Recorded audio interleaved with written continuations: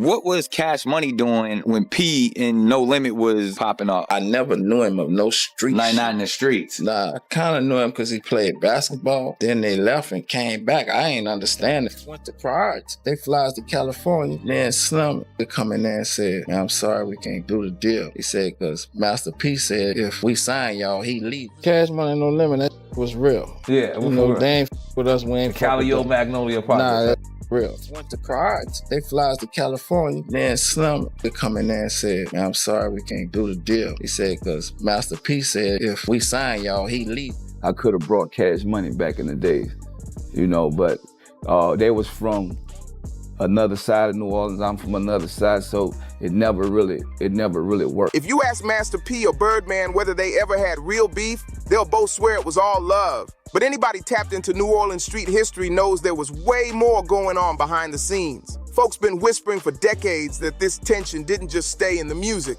It might have crossed into fatal territory. Master P grew up in the Calliope projects, while Birdman came out of Magnolia, two neighborhoods that were never cool with each other. And once you add Birdman's brother Terrence Gangsta Williams into the mix, a man tied to dozens of serious crimes, the whole situation starts looking way more complicated than they admit. People in the streets even claim Birdman and Slim were using their own brother as a hitter. And one of the names floated around as a target, Master P's own cousin. Word is that when P's cousin got taken out, he was so hurt and furious that he allegedly put a bounty on Gangsta's head in retaliation. We're from two different projects, so right, that's what I'm saying. It just didn't never mix, and me and his relationship never mixed. Wow. You know what I mean? Maybe the artists is, but we didn't with each other. That's when the Whisper Network turned into a full-blown storm of rumors, with everyone trying to figure out how deep this feud really went. So how far did this tension actually stretch? Let's run it back for a second. In the early to mid-90s, both Master P and Birdman were grinding like their lives depended on it, building two independent labels that would reshape hip-hop forever. In the state, you confessed to killing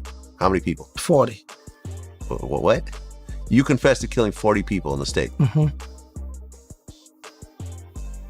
Okay. They weren't just putting New Orleans on the map, they were rewriting how the whole rap business operated. Master P sparked his movement with No Limit Records in 1991. At first, it wasn't even a real label, just a tiny record store he opened in Richmond, California after losing his brother. But P wasn't thinking small even back then. He flipped that little shop into an independent label, then brought the whole operation back to New Orleans, and that's when the takeover really started.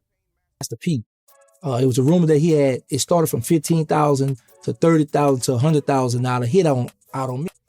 By the mid-90s, No Limit had turned into a southern empire. P locked in a distribution deal with Priority Records that was almost unheard of, an 85-15 profit split in his favor. That deal gave him the power to drop music at a pace nobody had ever seen before. This move didn't just shake the game, it changed it forever. Master P wasn't just dropping music, he was flooding the whole industry like a storm that wouldn't slow down. Every couple weeks, boom, another project hit the streets, and No Limit's roster was stacked like an all-star lineup. You had his brothers C Murder and Silk the Shocker holding down the family name, Mia X coming through as the queen of the squad, Mystical bringing that wild, unpredictable energy, and even Magnolia native Soldier Slim. With some back it's that guy, make it wood, spin his cash, his last girl. Back when he still went by Magnolia Slim, repping his hood with pride, No Limit moved like a full-blown machine. Every release came stamped with that legendary tank logo and those crazy blinged-out pen and pixel covers that turned every album into a loud statement piece. These bras icing it up while my little BG's on the bus putting out cigarette butts. Their branding wasn't just smart, it was iconic. The military themes, the No Limit Soldiers chants, Master P always preaching ownership, loyalty, and independence. It all hit the culture at the perfect time. And the numbers were insane. In 1998 alone, No Limit dropped 23 albums in 1 year. You couldn't step foot in a record store or flip through BET without bumping into another No Limit release. Master P's Ghetto D went triple platinum, and by the end of the decade, the label had moved over 75 million records worldwide. This wasn't just a label, it was a full cultural takeover that pushed Southern rap into the mainstream like never before. Meanwhile, across the city, Birdman and his brother Slim were cooking up something of their own with Cash Money Records. Went to priority. They flies to California. Then Slim would come in there and said, "Man, I'm sorry, we can't do the deal." He said, because Master P said, if we sign y'all, he leaves. Just like No Limit, they also launched in 1991, but their early moves stayed more underground and local. In the early 90s, Cash Money was dropping raw street records from acts like UNLV, Pimp Daddy, and a young Lil Wayne, who was still rocking with BG in the BG's duo back then. For years, Cash Money was strictly a New Orleans movement. Their tapes moved heavy in Louisiana, but the rest of the country hadn't caught on yet. But while No Limit was flooding the charts, Cash Money was quietly loading up and getting ready to blow. Then 1998 hit and everything changed. Birdman and Slim stunned the entire industry when they secured a massive $30 million distribution deal with Universal Records. You had mentioned that there was that Wayne was considering signing to No Limit.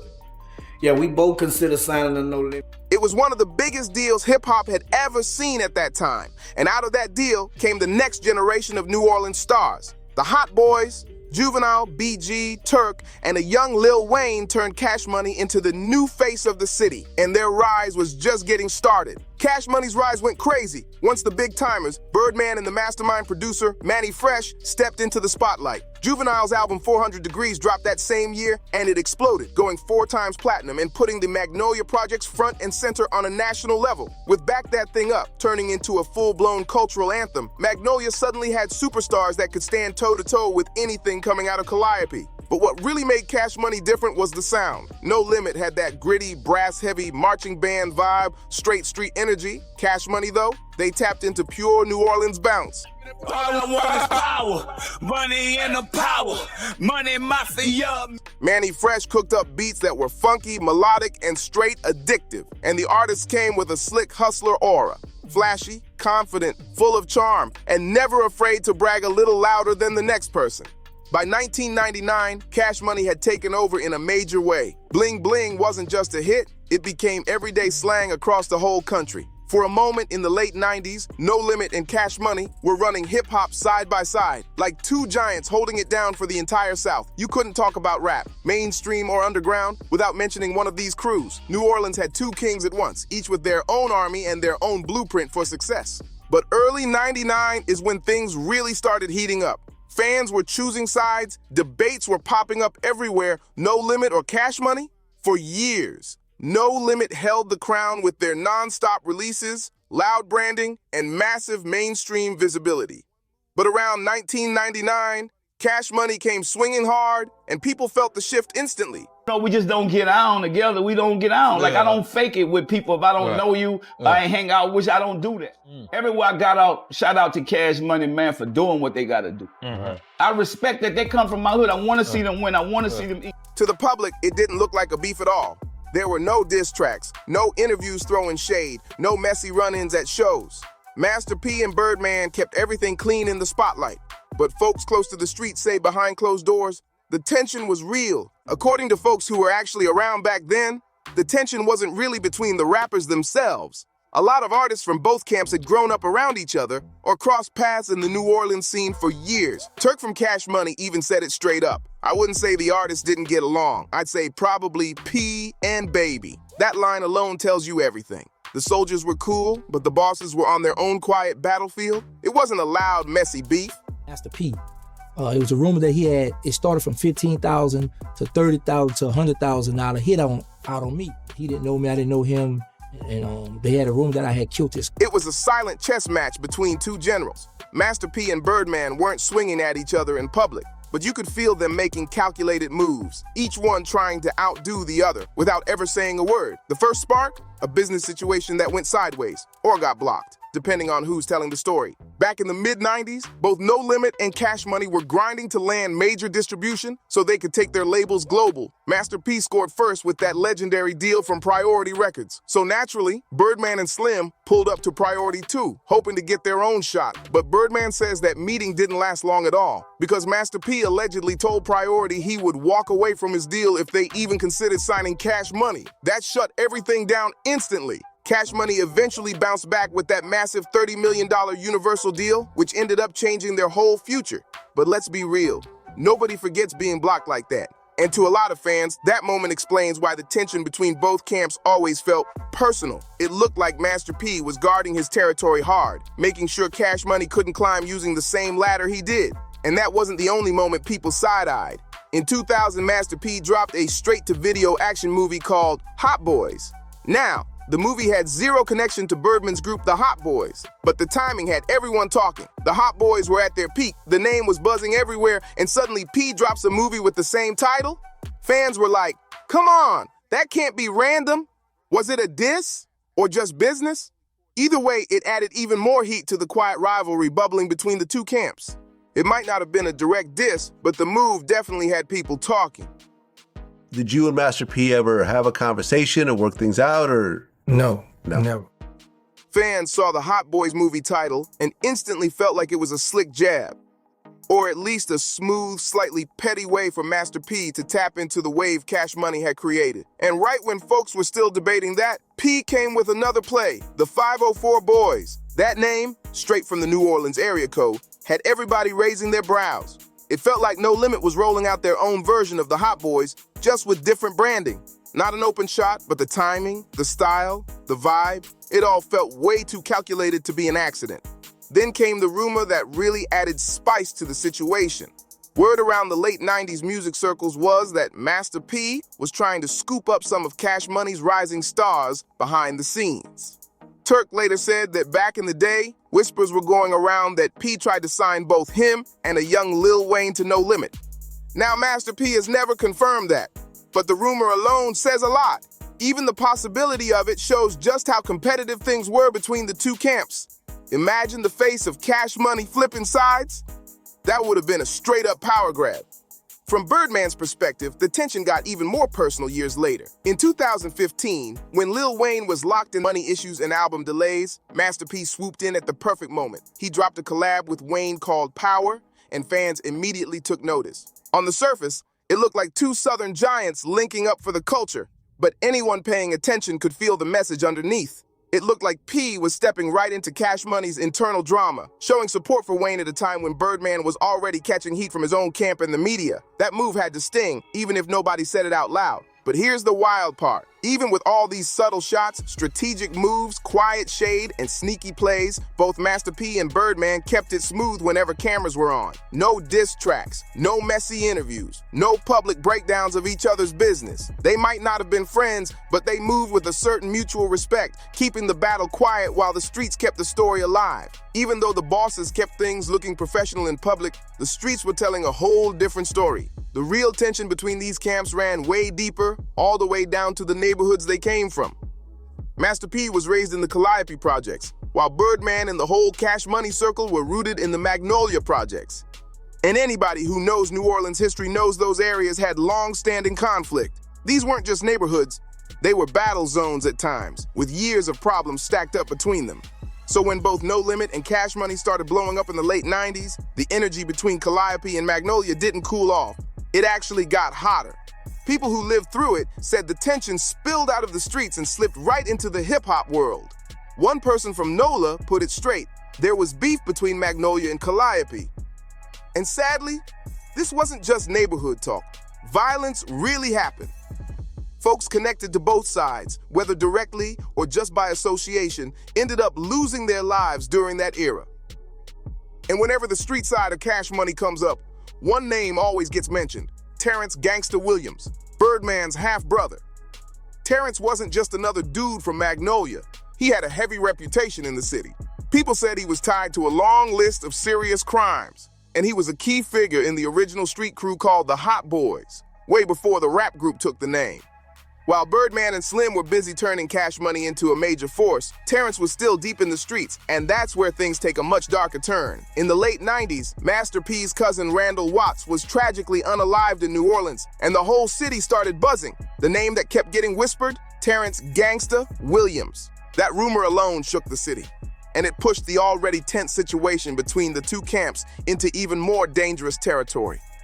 People in Master P's circle were convinced Terrence had a hand in Randall's passing, and that belief sparked some serious heat in the streets. According to Terrence himself, folks were saying Master P was so sure he was involved that he allegedly put a bounty on his head. The first number circulating around the neighborhoods was about $15,000. But like most street rumors, it didn't stay small for long. Soon, people were talking like the price had jumped all the way up to $100,000 for Terrence's life. Terrence has always denied being part of Randall's homicide, and in a 2024 interview, he doubled down on it, calling the whole thing a big misunderstanding. He even said he once had a brief conversation with someone from P's family who confirmed that Master P wanted payback after the tragedy, but Terrence also said he never got a chance to speak to P directly and clear the air. At this point, whether the real story will ever come out is anybody's guess. But one thing is clear. The tension behind the scenes was serious, and the pressure wasn't just coming from one side either. The problems between No Limit and Cash Money were messy, complicated, and allegedly ran both ways. A lot of the details are still foggy, but the whispers back then were loud. People in the neighborhoods talked like close associates from each camp were being targeted or harmed, supposedly as part of retaliation, or because of the larger power struggle happening around both labels. One rumor that kept floating around was that somebody tied to Cash Money had a role in the passing of someone very close to Master P. Specifically, folks claimed a well-known hustler connected to Cash Money was involved in the slaying of P's brother. But when you look at the real reports, that doesn't line up. Master P's brother, Kevin Miller, lost his life during a robbery that went bad, not from some organized hit tied to label beef. Then on the flip side, another rumor popped up saying someone linked to No Limit was behind the passing of one of Birdman's sisters. But that one was off too.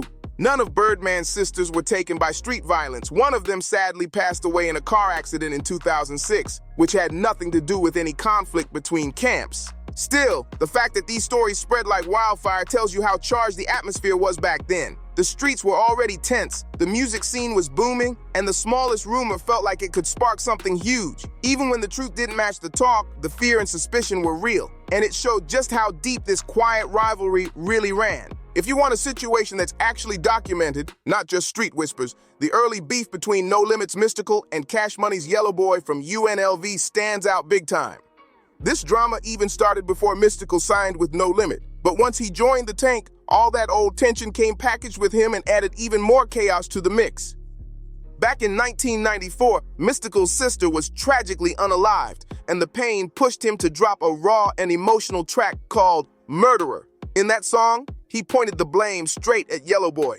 The whole city felt the shockwave from that track. It was personal, it was heated, and it left a mark. Fast forward to 1997, and Yellow Boy was shot and ended in New Orleans.